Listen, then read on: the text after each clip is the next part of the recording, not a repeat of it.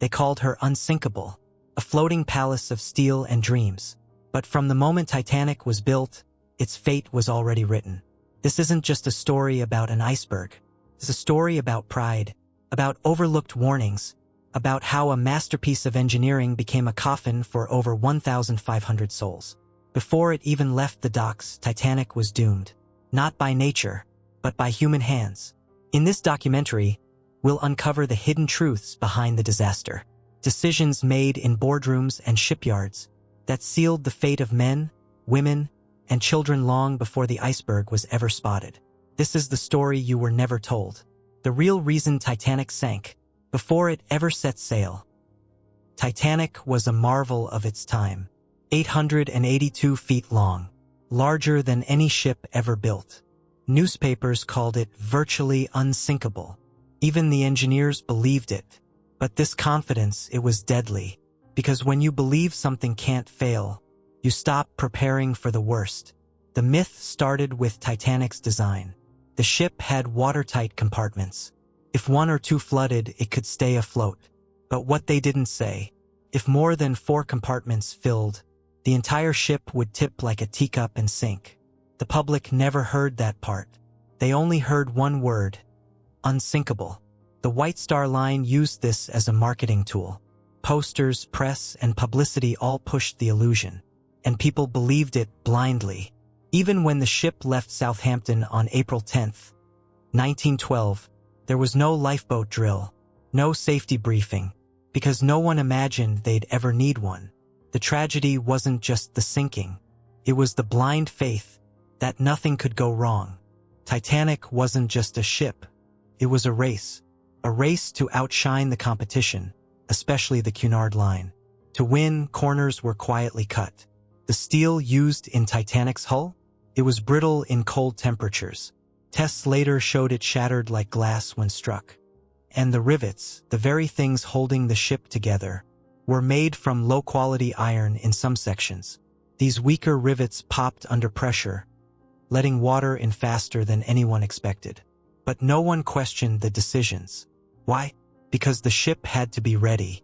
Deadlines meant more than safety. Profits spoke louder than caution. Even experienced engineers warned that the ship's safety systems were being rushed.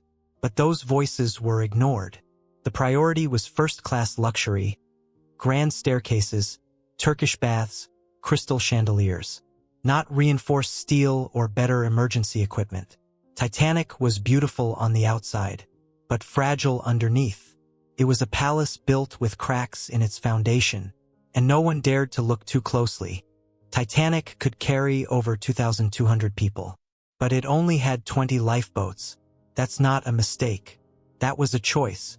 Designers knew they could fit more. In fact, they planned for 64 lifeboats in early blueprints. But the number kept getting reduced. Why?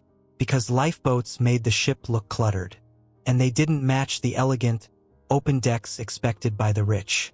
The law at the time only required 16 lifeboats for ships of a certain tonnage, a regulation that hadn't caught up with Titanic's size. So Titanic technically followed the rules, but morally failed. Even worse, many lifeboats left the ship half empty.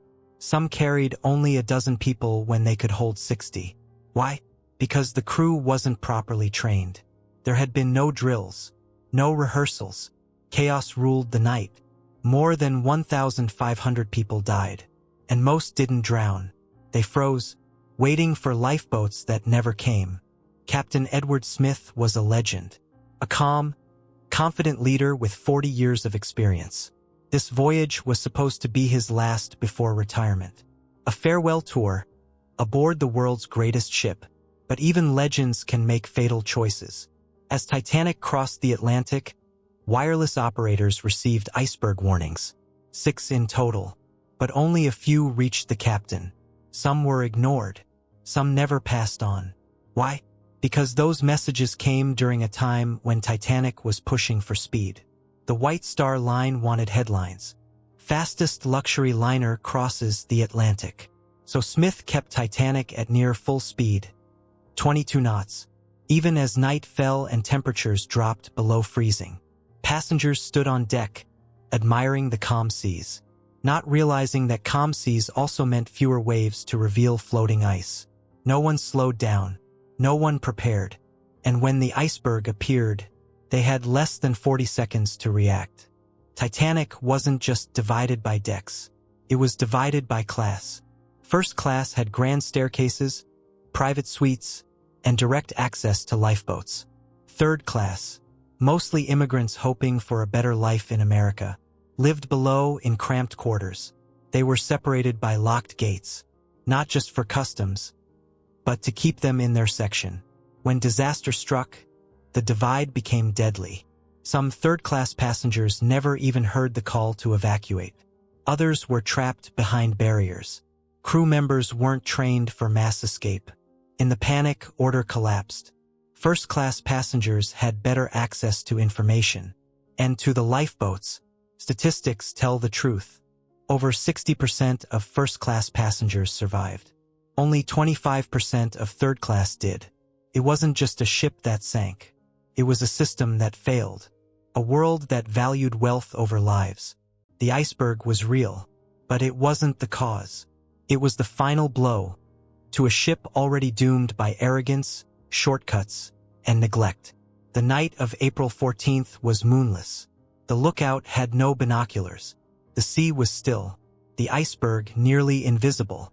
At 11:40 p.m., they saw it too late. The ship struck on the starboard side. The metal buckled. 5 compartments flooded within minutes. One too many. Titanic didn't sink like in the movies. Took nearly 3 hours. Long enough to save hundreds, but no one was ready. Lifeboats launched half-empty. Families were torn apart. Children were left behind. On the deck, flares lit up the black sky, but no help came. Nearby ships either ignored the calls or couldn't reach them in time.